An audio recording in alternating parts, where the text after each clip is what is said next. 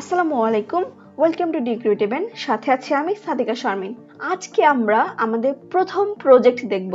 আমরা already if else conditional statement পড়েছি। এটার উপরে বেস করে আমরা আজকে কিভাবে লিপ ইয়ার বের করা যায় সেই প্রজেক্টটা করব। লিপ ইয়ার তো আমরা সবাই জানি, 4 বছর পর পর ফেব্রুয়ারি মাস যখন 29 দিনের হয় ওটাকে আমরা লিপ ইয়ার বলি।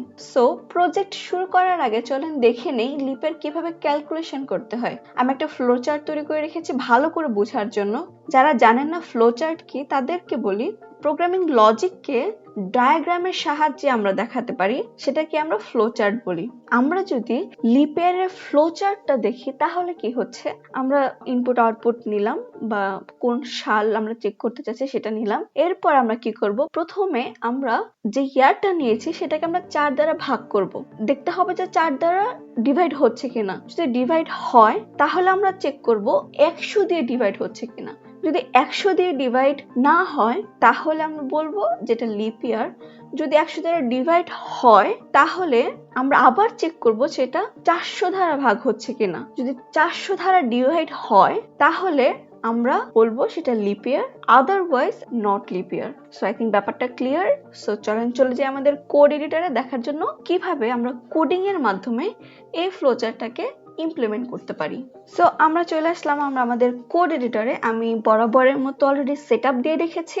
আমি যে কথাটাই বলেছি, আমি যে ফ্লোচার্টটা রেখেছিলাম সেটাকে আমি জাস্ট নর্মাল একটা ল্যাঙ্গুয়েজে লিখেছি জাস্ট দেখার জন্য। আপনারা চাইলে এটাকে স্ক্রিনশট দিয়ে রাখতে পারেন। সো এখন আমরা শুরু করছি। আমরা ইয়ার নামে একটা ভেরিয়েবল তৈরি করছি। So let year equal to for example দিলাম 2023। ওকে, সো এখন দেখেন আমরা প্রথমে কি করছি, প্রথমে আমরা চেক করছি যে ইয়ারটা 4 দ্বারা ডিভাইড কিনা। 4 দ্বারা ডিভাইড বলতে আমরা কিভাবে বুঝবো, যদি কোনো রিমাইন্ডার যদি 0 হয়ে যায় তার মানে সেটা ভাগ হচ্ছে। সুতরাং আমরা কি লিখবো, ইয়ার মডুলার 4 যদি ইকুয়াল টু, আমরা ডাবল ইকুয়াল বলতে কি বুঝি, চেক করছে যে এটা 0-র সমান কিনা। যখন আমাদের 4 দ্বারা আমরা ভাগ করতেছি, এখানে দুটো কন্ডিশন হতে পারে, ইয়েস অথবা নো। 4 দ্বারা ভাগ হতে পারে অথবা নাও হতে পারে। সুতরাং যদি 4 দ্বারা ভাগ না হয় তাহলে আমরা কি করে দেব, আমরা কনসোল লগ করে দেব। কনসোল লগ এটা নট লিপ ইয়ার। প্রথমে 4 দ্বারা যদি ভাগ হয় তাহলে আমরা আবার কি চেক করব যে 100 দ্বারা ভাগ হচ্ছে কিনা। সুতরাং ইয়ার মডুলার 100। দেখেন 2 নম্বর স্টেপে যখন যাচ্ছি, যখন আমরা 100 দ্বারা ভাগ করছি, যদি ডিভাইড হয় তাহলে আমরা চেক করব যে 400 দিয়ে ভাগ হচ্ছে কিনা। সুতরাং এই ক্ষেত্রে এলসটা কি হবে, লিপ ইয়ার। কনসোল লগ এই ক্ষেত্রে কি হচ্ছে, লিপ ইয়ার। যখন আমাদের 100 দ্বারা ভাগ হচ্ছে, যখন হ্যাঁ আসছে, তখন আমরা আবার কি করছি, 400 দিয়ে ভাগ করছি। সুতরাং ইয়ার মডুলার 100 যদি 0 হয়, সুতরাং আমরা কি করব, এখানে console log this year is lip year.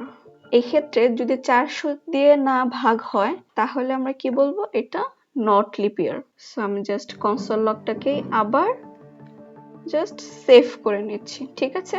So আমাদের প্রোগ্রাম লেখা কমপ্লিট। এখন আমরা চেক করব যে 2023 এটা লিপ ইয়ার কিনা। সো দেখেন আমি সেভ করছি নট লিপ ইয়ার। আমাদের লিপ ইয়ার ছিল 2020 সালে। সো আমরা চেক করছি 2020 সালটা লিপ ইয়ার কিনা। হ্যাঁ ঠিক আছে। 2016 সালে সেভ করছি, লিপ ইয়ার ছিল। 2018 save, not lip year. So I think ব্যাপারটা ক্লিয়ার।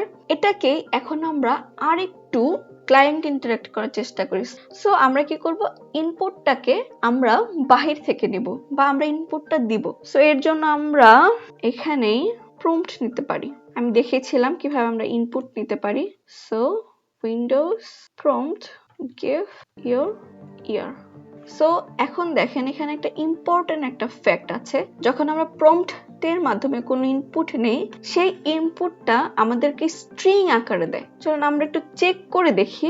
জাস্ট কনসোল লগ করলাম, console log just type of করে ইয়ার কে দিচ্ছি। যেহেতু আমি ইয়ারটাতে এই ভ্যালুটা বসিয়েছি, এখানে ইনপুটটা যখন নিচ্ছি সেটা ভেরিয়েবল ইয়ারের মধ্যে চলে যাচ্ছে। সুতরাং এখানে আমরা দেখি যে এটা কি টাইপের ভেরিয়েবল দেখাচ্ছে। সেভ করলাম। এখন দেখেন আমি একটা লিপ ইয়ার দিলাম, একটা ইয়ার দিলাম 2003, ওকে দিলাম। এখন দেখেন এখানে স্ট্রিং আকারে দেখাচ্ছে এবং নট লিপ ইয়ার দেখাচ্ছে, কারণ কি 2003 লিপ ইয়ার ছিল না। এখন দেখেন এখানে আপনি দুই ভাবে লিখতে পারেন, যেহেতু আমি এখানে শুধুমাত্র ডেটাটাকেই চেক করছি, এর জন্য আমরা এখানে আমাদের কোনো এরর আসেনি। কিন্তু যদি আমরা ট্রিপল ইকুয়াল দেই তখন কি হবে, ডেটা টাইপ চেক করব, তখন কিন্তু আমাদেরকে কনভার্ট করে নিতে হবে। কনভার্ট করার খুবই ইজি একটা ওয়ে আছে, সেটা হচ্ছে পার্স ইন্ট। তার মাধ্যমে স্ট্রিং কে আমরা নাম্বারে কনভার্ট করতে পারি। সো এখন যদি আমরা টাইপ অফ দেই তাহলে দেখেন এখানে 2004 দিলাম, এখানে নাম্বার চলে এসেছে, এটা কনভার্ট হয়ে গেছে, স্ট্রিংটাকে নাম্বারে আমরা কনভার্ট করে ফেলেছি। এছাড়াও আরো কিছু প্রসেস আছে, যেমন number method, unary method, math floor method, double title method. So আপনি চাইলে এগুলো এক্সপ্লোর করতে পারেন, আমি ডেসক্রিপশনে লিংক দিয়ে দিব, আপনারা চাইলে এখান থেকে দেখে নিতে পারেন। এখানে আমরা খুবই ইম্পর্টেন্ট একটা টপিক নিয়ে আলোচনা করছি, সেটা হচ্ছে নেস্টেড লুপ। ইফ এলস এর ক্ষেত্রে আমরা নেস্টেড লুপ লিখতে পারি। সেই ক্ষেত্রে আমরা প্রথমে একটা কন্ডিশন দিয়েছি, সেই কন্ডিশনের ভিতরে আবার দিয়েছি আরেকটা কন্ডিশন, সেই কন্ডিশনের ভিতরে আরেকটা কন্ডিশন। এইভাবে আমরা যখন ভিতরে কন্ডিশন দিতে থাকি বা ভিতরে যখন আমরা আবার কোন স্টেটমেন্ট দেই তখন ওটাকে আমরা নেস্টেড লুপ বলে থাকি। সো এখানে যখন আমরা 4 দিয়েছি, 4 দিয়ে ডিভাইড করেছি, এরপরে কি আমরা এর ভিতরে আমরা 100 দিয়ে ডিভাইড করেছি, এর ভিতরে 400 দিয়ে ডিভাইড করেছি। সো এই যে প্রসেসটা, এটাই nested loop. Hope clear? So আজকে এই পর্যন্তই। যদি ভিডিওটি ভালো লেগে থাকে তাহলে অবশ্যই লাইক, কমেন্ট, শেয়ার এবং সাবস্ক্রাইব করবেন। Thank you so much for watching this video and see you in the next video. Till then, explore more.